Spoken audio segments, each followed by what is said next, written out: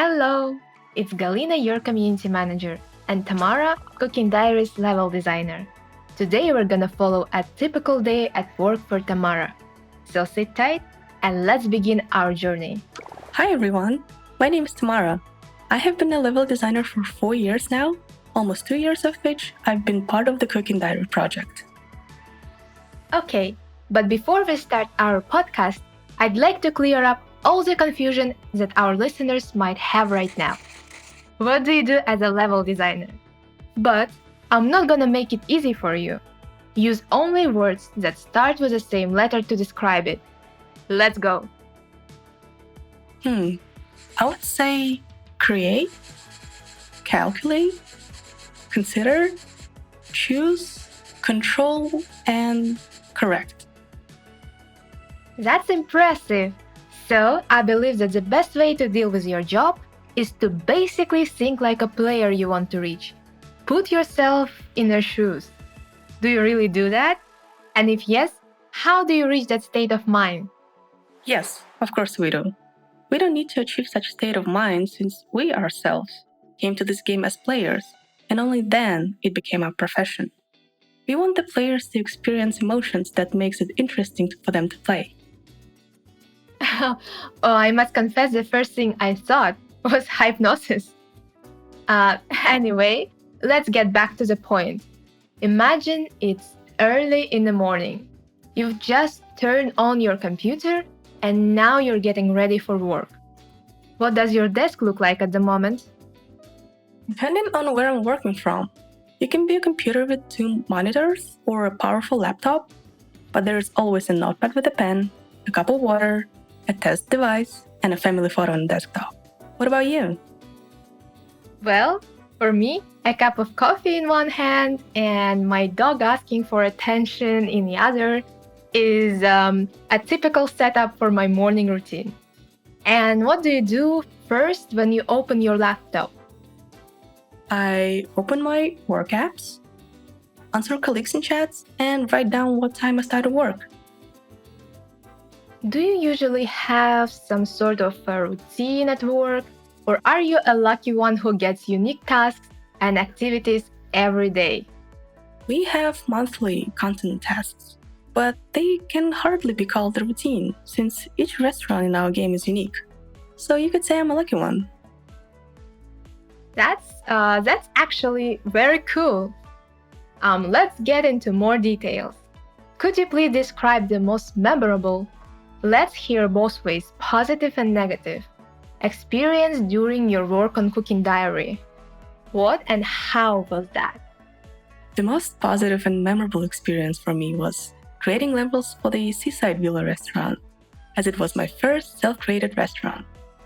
As for the negative experience, it was creating levels for Floral Tale, because that restaurant is one of a kind and has complex mechanics, and I've done that restaurant more than once. Oh, how would you say your job is different from your colleagues working on, for example, Seeker's Notes? What do you think? They have levels in the Match 3 and Hidden Objects genres. As you know, Cooking Diary is a time management game. Our levels force players to turn on 100% attentiveness and quickly respond to what is happening. We need to make interesting orders with a touch of challenge, but in a way that players can serve all the customers and complete the goals on time. Now, I believe I must ask something that interests many of our players. You mentioned that you test everything before releasing the final version to players. So, in your experience, have you or any of your colleagues passed the super hard levels without boosters? My colleagues and I complete all of our levels without boosters. If we were to complete levels with boosters, it would be not fair to our players. No way! How do you manage that? Serve customers with maximum patience while serving dishes with a maximum 5x combo, and try to collect coins at once. Also, always use 2 hands to save level time and customer patience. You should give us a tutorial. Actually, how do you usually scale the optimal amount of difficulty for players? Are there any special techniques for that? No, there are no such techniques. We play levels ourselves and use formulas to derive their final goals, depending on the required complexity. Why, in your opinion, shouldn't all the levels in a game be easy? So that the players don't get bored, and so they can gain experience using different game techniques. Yeah, that's actually true for me.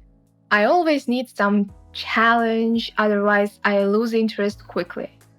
And what's the thing you love most about your job? And please be honest, please.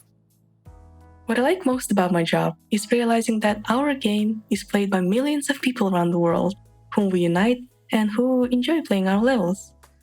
And least of all, when feedback comes from players that they can't complete levels, it means they are experiencing negative emotions, which is not very good. I think for now, our listeners, and I as well, have a great understanding of what level designers do. Thank you. And here's the final question. As a player, not a professional, what do you love about Cooking Diary? I love the characters from our game. They have become like family to me. I worry about the failures and rejoice in their victories. I also like to complete events. They make our game even more exciting. That's a great answer. For me, it's mostly about achievements, so I spend plenty of my time feeling nervous and excited at the same time. Thank you so much for being with us.